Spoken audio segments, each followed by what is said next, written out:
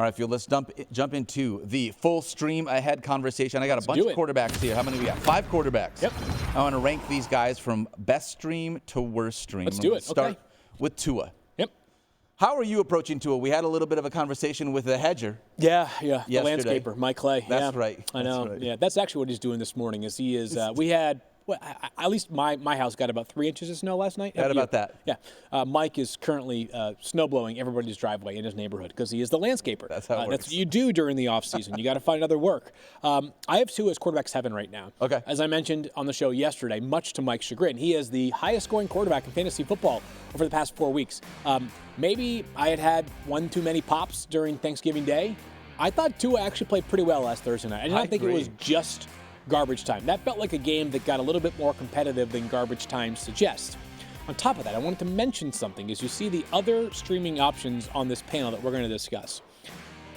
The Jets might not have Sauce Gardner this week, which is a particularly notable injury. The Jets, of course, have been amongst the best, if not the best, in terms of limiting opposing wide receivers this year, right?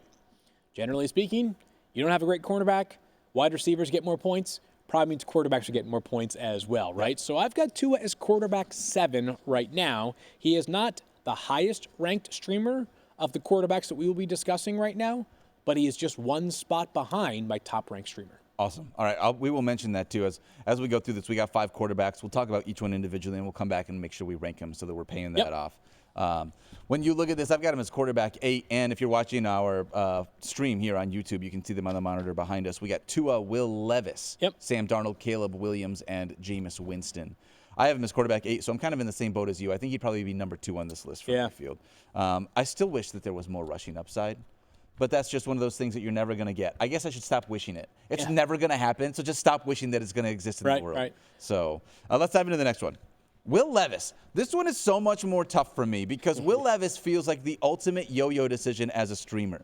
Unbelievable matchup. Love it. And he's in a situation that I feel like he's actually not been doing too bad recently.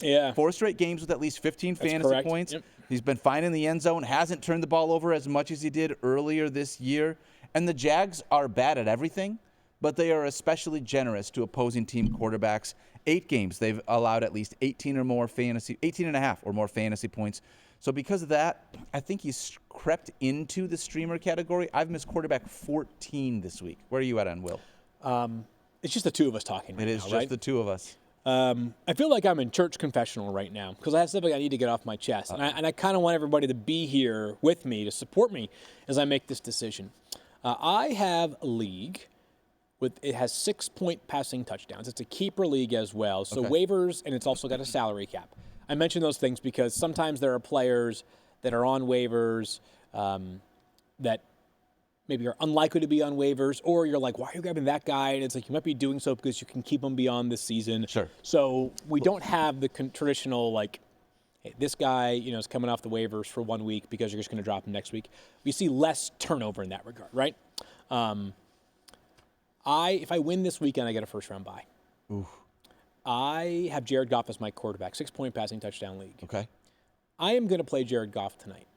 I'm going to take. I'm playing against a team that struggled this year. Like I think I love Jared Goff. I respect him. I've got him ranked, close to Will Levis, and I'm just going to take the bird in hand, deal with it. No matter what happens, I'm just going to live with it. It's fine, right? But I did add Will Levis on waivers last night. The reason why I did that is I almost want to evaluate him for the next 2 weeks. Because I mentioned, if I win, I get a first-round bye. Sure. So I have 2 weeks to decide whether I trust Will Levis. And just imagine saying that out loud. I know. Do you trust Will Levis? Not just in the regular season, in your fantasy playoffs, Field Yates. In your fantasy playoffs. I've got a good team elsewhere on that roster. That's why it's, in position to win the division and get a first-round bye. I did lose CMC, but we're going to be, I think, okay there. But Will Levis frightens the heck out of you about actually pressing start, right? Like actually submitting him as your starting quarterback in your lineup for the week is a scary, scary proposition. But over the last 4 weeks, whether it looks pretty or not, Daniel, it's been pretty good. Moreover, let's talk about the schedule. You mentioned the Jaguars this week. Yep. What's it look like beyond that? They play the Jaguars again in Week 18, which obviously you'd love that matchup if you are playing into Week 18. But if you are not, you have to monitor the other matchups here that Will Levis has. And Will Levis plays as I mentioned, I'm pulling this up. I thought I had this memorized, but I do not.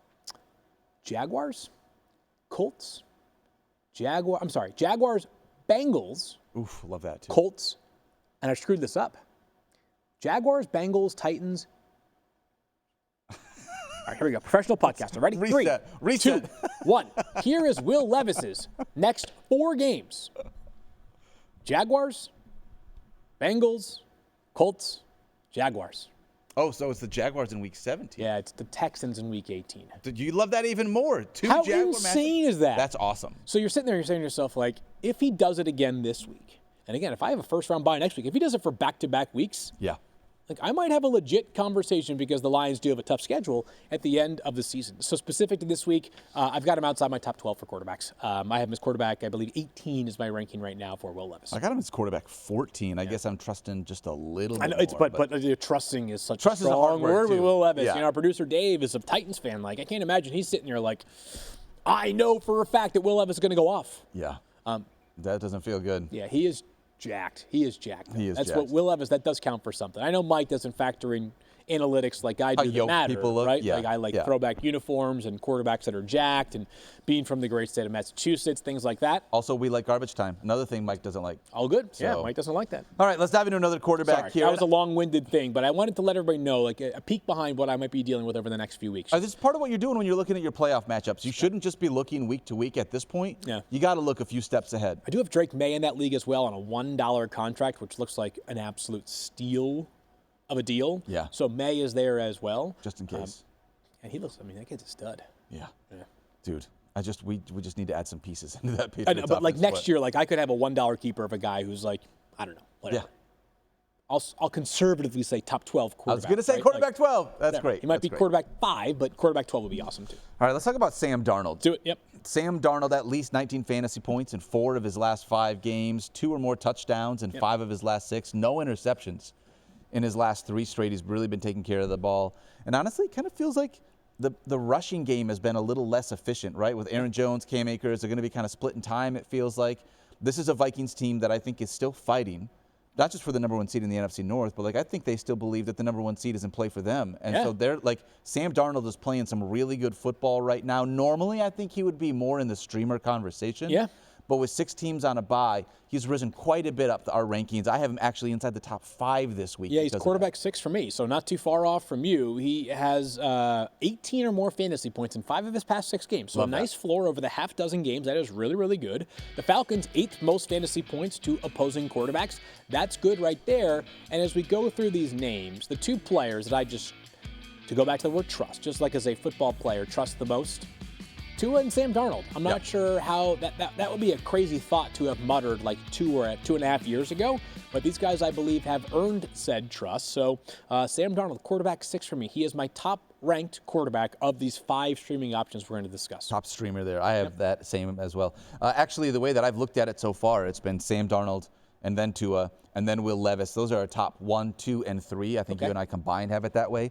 Curious where we land on these 2. We've talked about Caleb Williams a lot this week, so we can maybe be a little bit tighter on this one. But I really love what he's done recently. Quarterback 13, yeah. You've seen him be so much better with Thomas Brown as his offensive coordinator.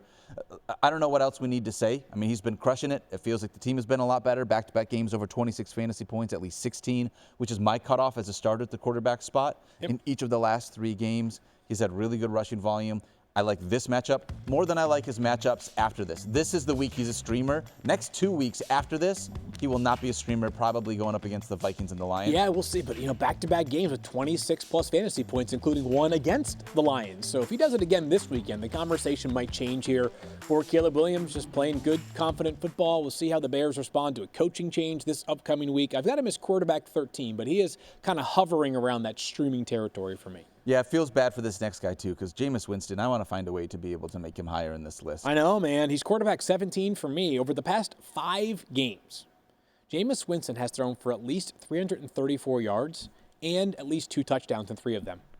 Like, if you get 334 plus 2 touchdowns, kind of regardless of what happens elsewhere, you're going to be okay with it. I guess if you throw 5 picks, that wouldn't be so good, which Jameis does have in him. It's happened. But the last time we saw him against the Steelers, it was a much different effort, right? It was 219 total passing yards, no passing touchdowns. He did have that glorious rushing touchdown against Pittsburgh. It just probably comes down to a player that is risky in general against a defense that is very, very good. I think that's kind of where I landed too. Like he's one of those guys that you want to be able to start him because he's got that 300-yard, 3-touchdown YOLO game in him. He does, yeah. But going up against this defense, Steelers have just been really, really good. I told you before, like I've made it very clear in the show, for a quarterback, 16 is my line. If I get 16 as a starter, I'm good with it.